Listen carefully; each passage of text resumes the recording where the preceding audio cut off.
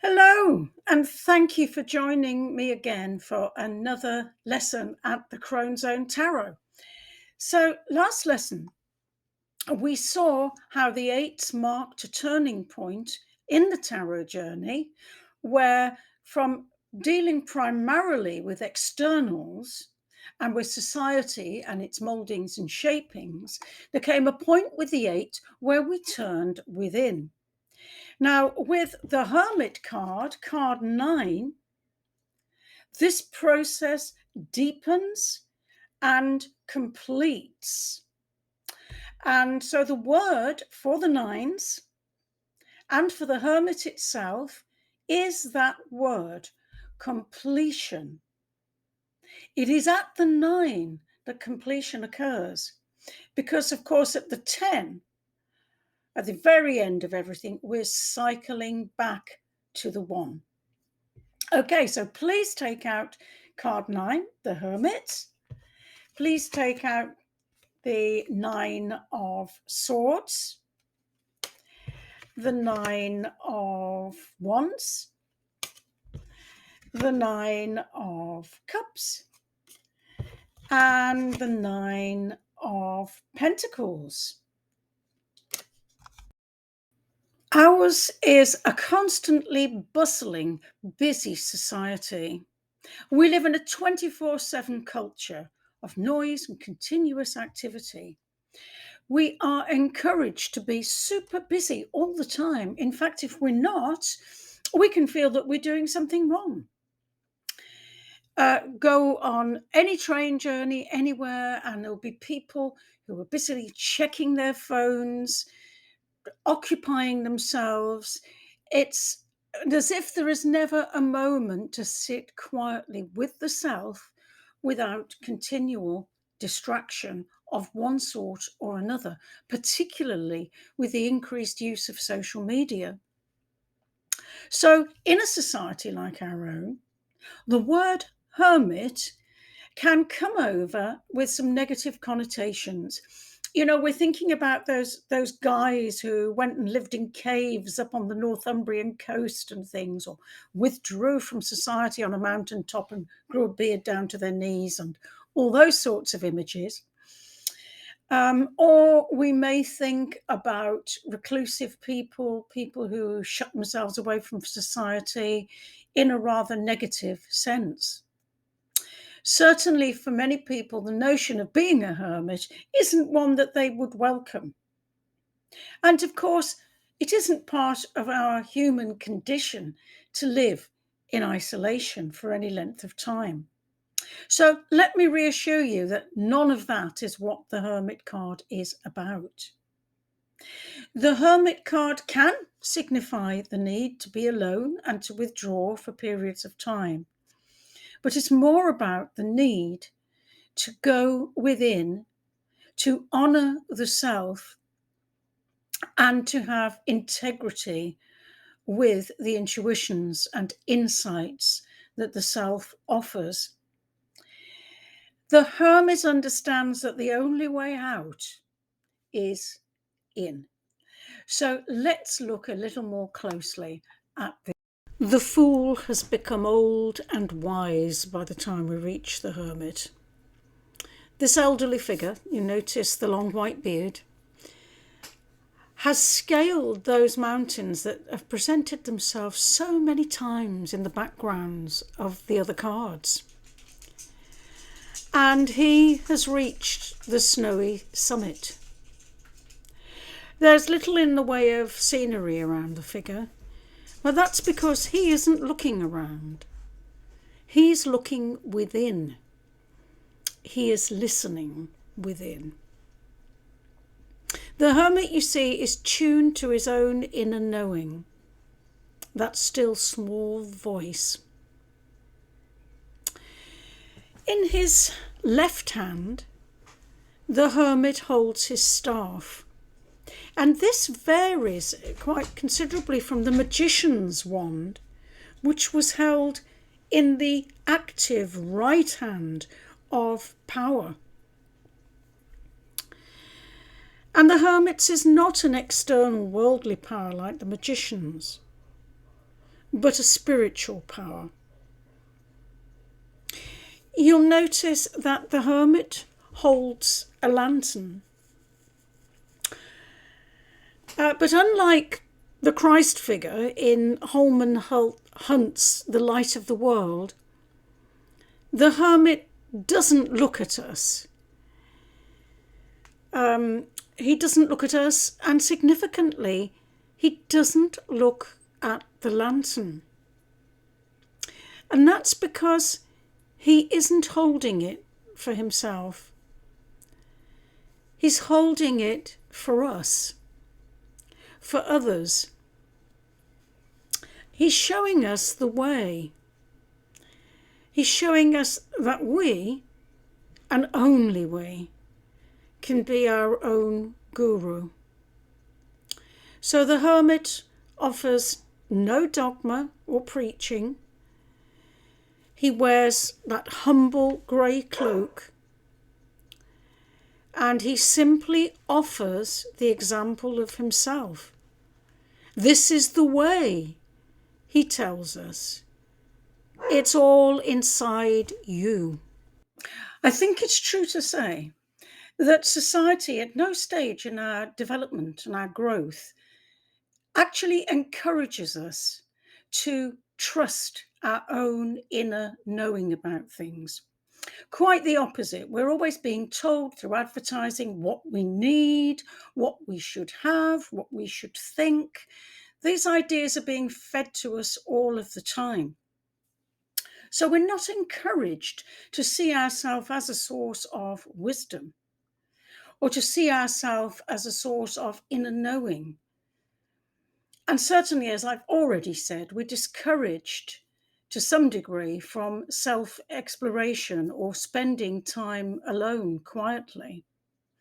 Luckily, meditation is something that is spreading and in itself helps people to connect with their inner guide, their inner wisdom, as it were, and their integrity. So the word integrity comes from the Latin integer, meaning whole, complete. And from integrity, how we act on the outside reflects who we really truly are on the inside. That is the deepest integrity. And also, we can link this to the Hermetic law of as within, so without.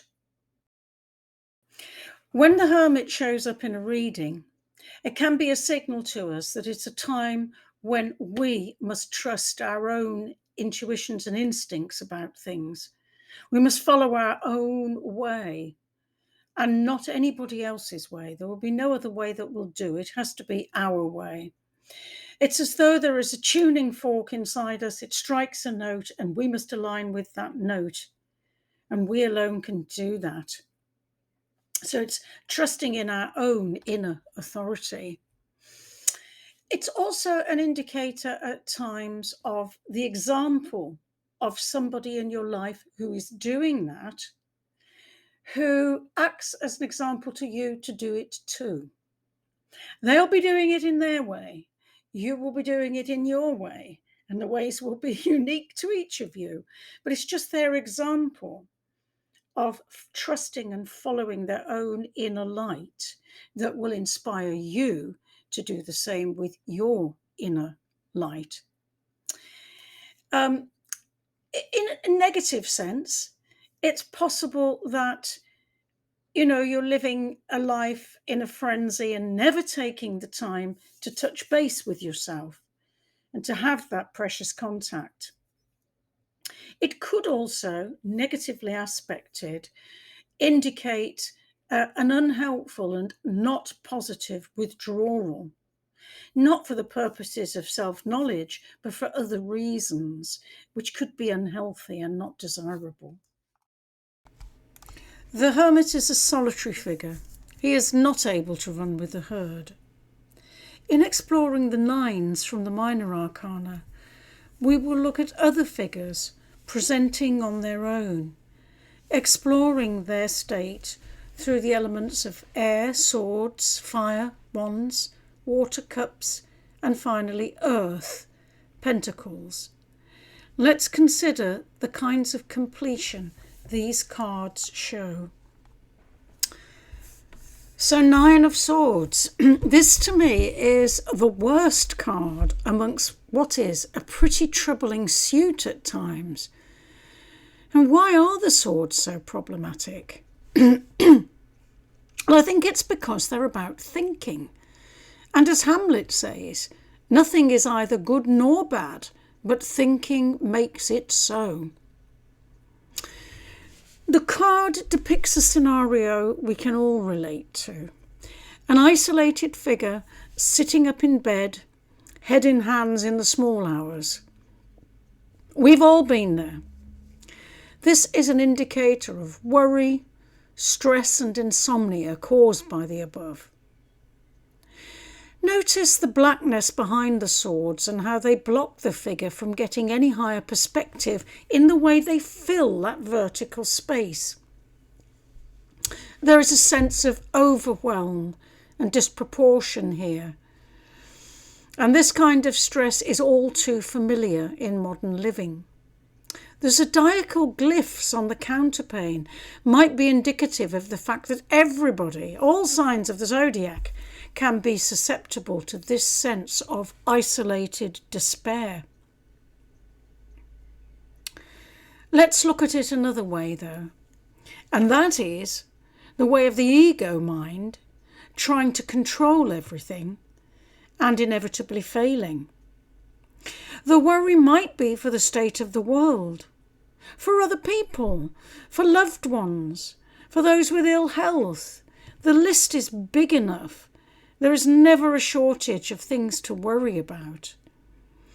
And there we are, trying to keep everything in place, under control, and failing. I think it's a sense of isolation which is key here. It is time for the ego to let go and let God, as the saying goes. Acknowledge that you are not running the show. Terence McKenna, in one of his talks, says how ludicrous the notion of worry is. And he says, who are you to worry? Who do you think you are? God? I've also heard the phrase that worry is praying to the devil.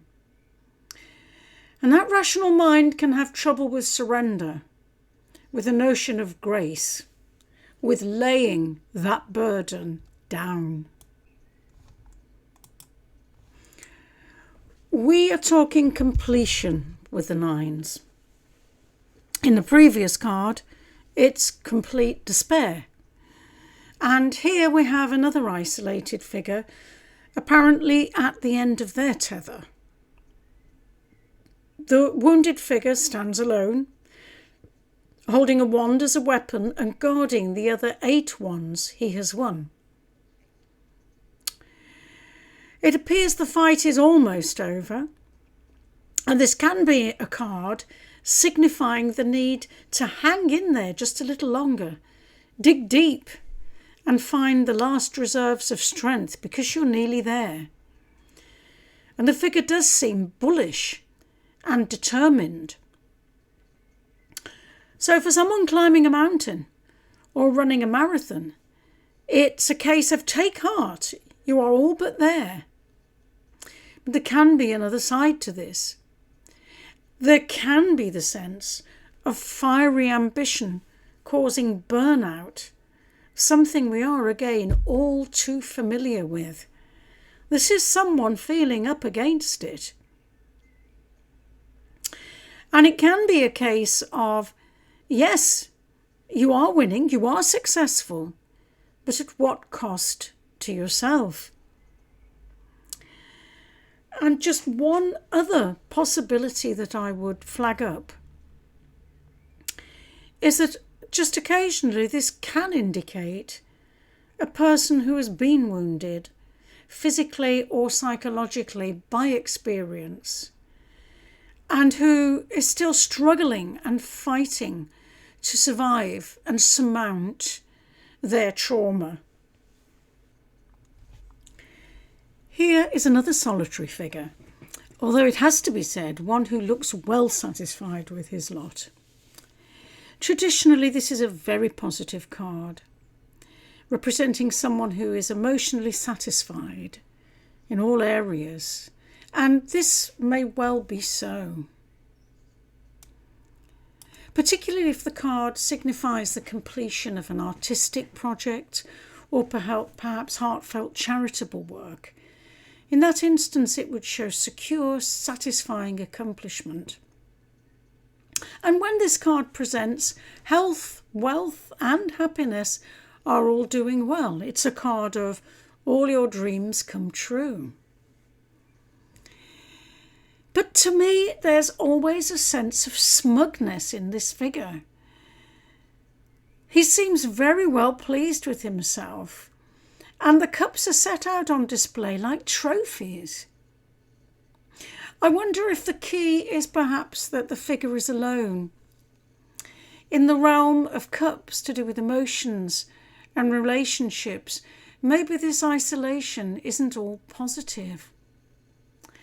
There may be a warning here to enjoy emotional satisfaction, but avoid self-indulgence.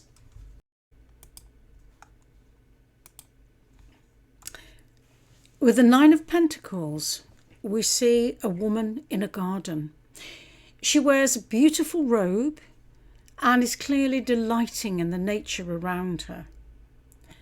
And although she is alone, she's connected to the bird on her hand and to the abundant beauty about her. Here is an enviable completion, the blend of human and nature in a beautiful garden. Her company is creation of which she is a part. This is a positive card of independence. It's about appreciating what you have, taking delight in it and being grateful for it. It's a card of positive outcomes in material matters, including finances and career, and it can indicate successful self-employment.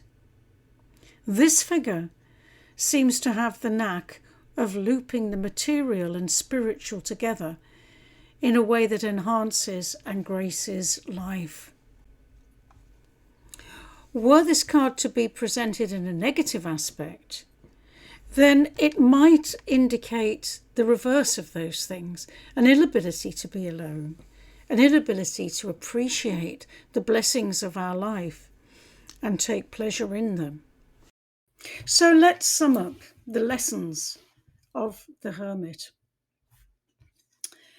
In the Nine of Swords, we saw the illusion of thinking that we are alone in the universe, that is just us and our worries and all those things that we cannot control or help.